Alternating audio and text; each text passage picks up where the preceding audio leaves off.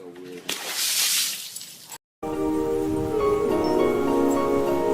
How to stop people from smoking. Smoking's bad for you!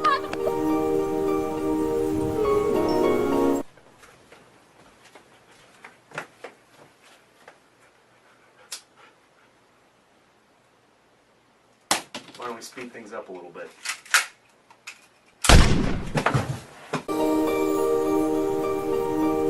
That's right away, and I got rid of it. And I just said I couldn't do this. But the cigar was the big one. And it started really with just, okay, what the heck? Let me just try this. And next thing you know, it went up from one cigar to a cigar in the morning, along with coffee, along with a paper. So you sit there and you'd have it. Then it just finally came during even lunch break. My work wasn't that far from home. I go out and light one. It's like, it's only a cigar. And then it was a definite nightcap. You'd always have one.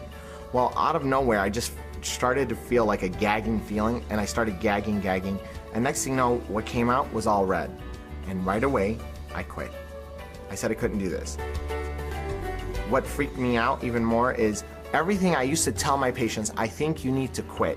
I think you need to take a stance on maybe taking a little more seriously this whole thing about quitting.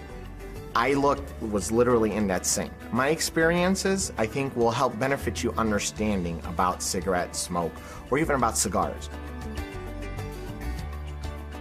Most smokers really, they don't wake up and say, I'm gonna mess this up.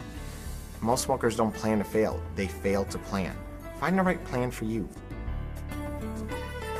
Understand the research demonstrates that the combination of behavioral therapy along with medications doubles, if not triples, the person's chances of quitting. So finding the right strategy is the key.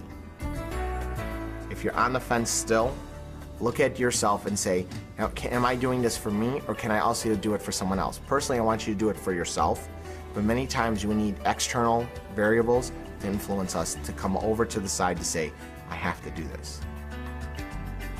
Many people talk about situations. I love to smoke when I'm in the car. Many people like to say, I like to smoke after a meal.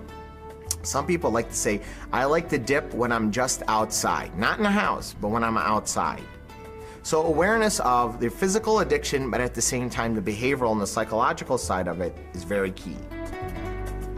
Reasons are usually internal or external of why many people want to quit. Internal is, I like to quit for my health. I like to quit for my personal self-esteem.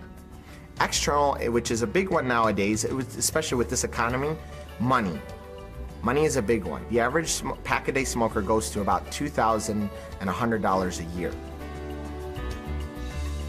I always tell folks, if we look at it from alcoholism, once we tell a person to put it away, they can never even take another sip. And that's the same thing for my tobacco users. You cannot take another puff or another dip. So our motto is, once you quit, that's it.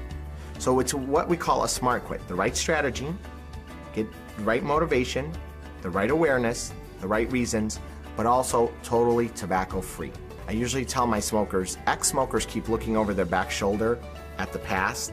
New non-smokers keep moving ahead. It's done. It's over with. That was my past. And now it's not an option for me. And let me keep moving ahead.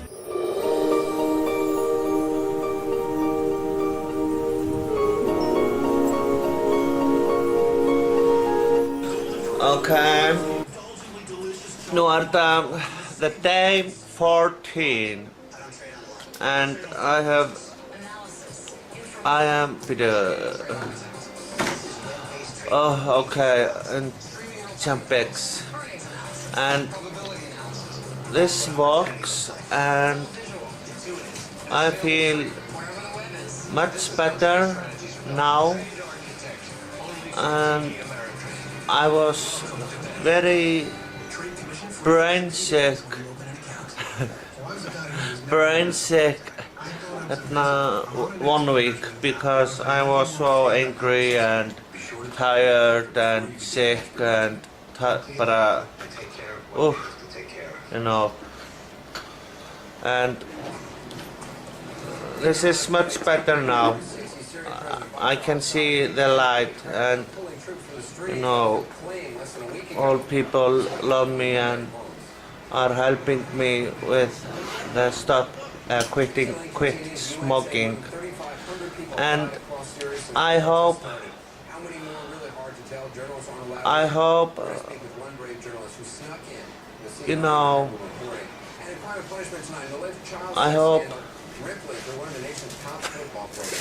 I hope I can do it, and I know that. Thank you very much. I am very, you know, brain stuck now. I cannot think, or I don't know what I am doing now. This is Champix. I am quit smoking, and this is not easy for me always, and are easy now. And I am hungry and tired, and yes, all that. And I love you all, and thank you for watching. Ara!